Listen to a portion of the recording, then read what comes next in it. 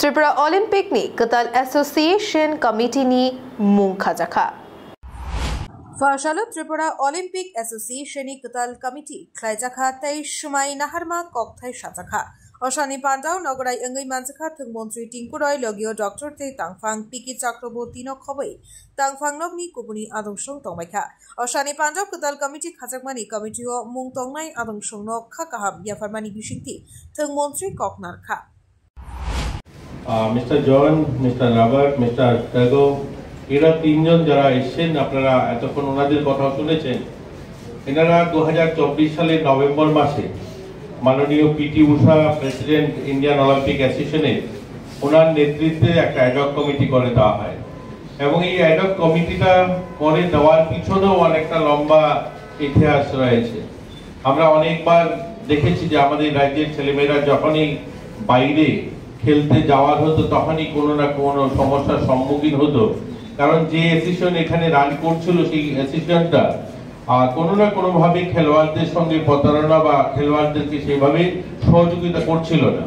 আমি আমাদের মাননীয় সচিব রয়েছেন এখানে প্রদীপ কুমার চক্রবর্তী মহোদয়, উনি এবং আমরা দুজন মণিপুরে একটা খেলার অনুষ্ঠানে সেখানে আমরা অফিসিয়াল অনুষ্ঠান হয়, সেই অনুষ্ঠানে আমরা যাই এবং সেখানেও মাননীয় পিটি উষার সঙ্গে আমরা সরাসরি কথা বলি এই সমস্ত সমস্যা নিয়ে, আমাদের সমস্যাগুলো নিয়ে। পরবর্তী সময় চিঠি লেখালেখি হয়, মাননীয় মুখ্যমন্ত্রীও সহযোগিতা করেন।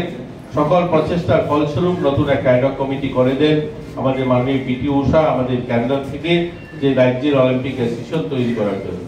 ওনারা 4 বার আসছেন রাজ্যে এবং আমাদের এখানে যে সমস্ত বিভিন্ন ক্রীড়া অ্যাসোসিয়েশন রয়েছে তাদের সঙ্গে কথা বলেছেন, সেগুলোকে নতুন রূপে সাজিয়েছেন আর তার ফলস্বরূপ আজকে আমরা এখানে নতুন অলিম্পিক অ্যাসোসিয়েশন ত্রিপুরা তৈরি করতে পারলাম।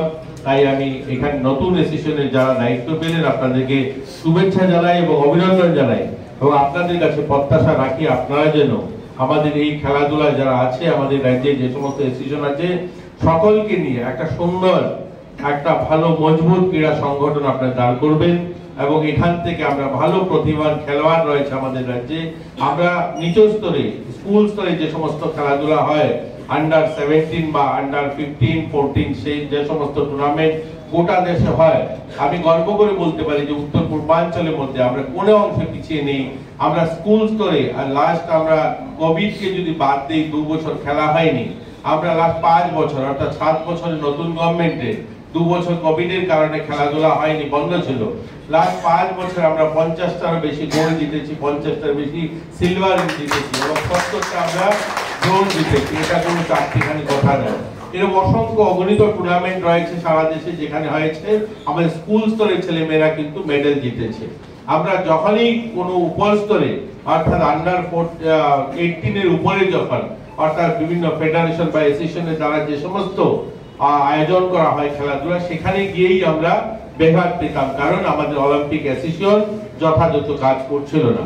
যাই হোক, আমরা পুরনো দিন ভুলে যেতে চাই, আমরা নতুনের আশায় এগোতে চাই। আমরা চাই আমাদের রাজ্যের ছেলেমেয়েরা নতুন করে সুযোগ পাবে এবং আমরা অন্যান্য রাজ্য যেভাবে অলিম্পিকে পার্টিসিপেট করছে বা ভালো ভালো মেডেল আনছে তাদের নাম উজ্জ্বল করছে ওই সমস্ত রাজ্য আমাদের এখানে করতে পারবো।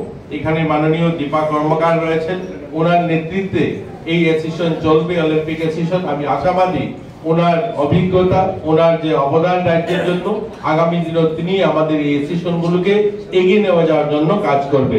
সুজিত বাবু রয়েছে, এছাড়াও আমাদের এই অলিম্পিক অ্যাসোসিয়েশনে যারা বিভিন্ন সময় বিভিন্ন ভাবে পরামর্শ দিয়েছেন, যাদের কাছ থেকে আমরা সুপরামর্শ পেয়েছি বা যারা সহযোগিতা করেছেন আমাদের যারা বাইরের থেকে আসছেন, এখানে মাননীয় মন্টু দেবনাথ রয়েছেন, তিনি পুরনো খেলোয়াড় এবং পদ্ম দ্রোণাচার্য অ্যাওয়ার্ডি, তো ওনাকেও আমরা ধন্যবাদ জানাবো। ওনার কাছ থেকে আমি বিভিন্ন সময় পরামর্শ নিয়েছি আমাদের খেলাধুলা সম্বন্ধে এবং সময় সময় ওনার কাছ থেকে আমরা পরামর্শ নিয়ে থাকি।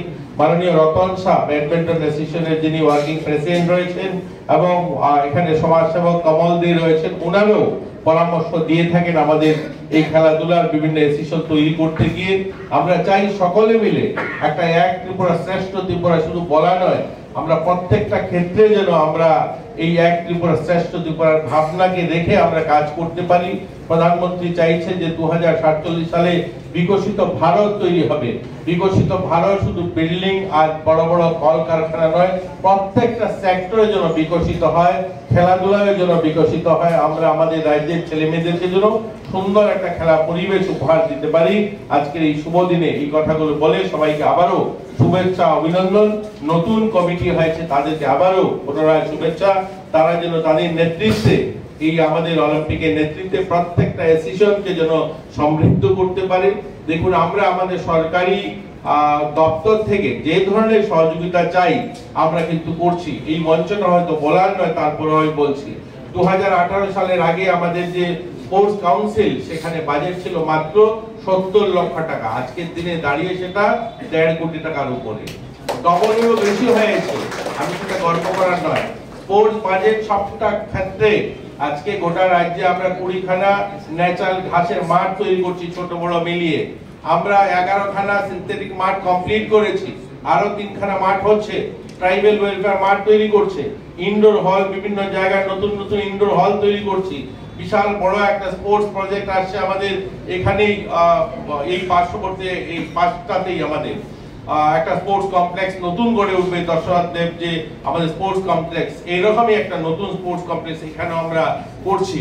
তো এই ধরনের অনেকগুলো পরিকাঠামো, শত শত কোটি টাকা আমরা এই স্পোর্টসে খরচা করছি। আমরা চাইছি যে আমাদের রাজ্যের ছেলেমেয়েরা যেন খেলাধুলায় কোনো অংশে আর্থিক কারণে হোক বা পরিকাঠামোর কারণে যেন তারা পিছিয়ে না থাকে। যেটা আমরা দেখতে পেরেছি এই লাস্ট 7 বছরে, যে আমাদের প্রশাসনিক কারণে অর্থাৎ অলিম্পিক অ্যাসোসিয়েশনে তাদের কোঅপারেশন বা তাদের সহযোগিতার অভাবে আমাদের অনেক ছেলেমেয়েরা তাদের জীবনে অনেকটা সময় নষ্ট হয়েছে। সেই সময় যেন আর নষ্ট না হয়, আমরা এখনই সবাইকে নিয়ে আমরা এগিয়ে যেতে চাই। যাই হোক, ধন্যবাদ সবাইকে, অভিনন্দন, জয় হিন্দ। Bureau report, খুমপই।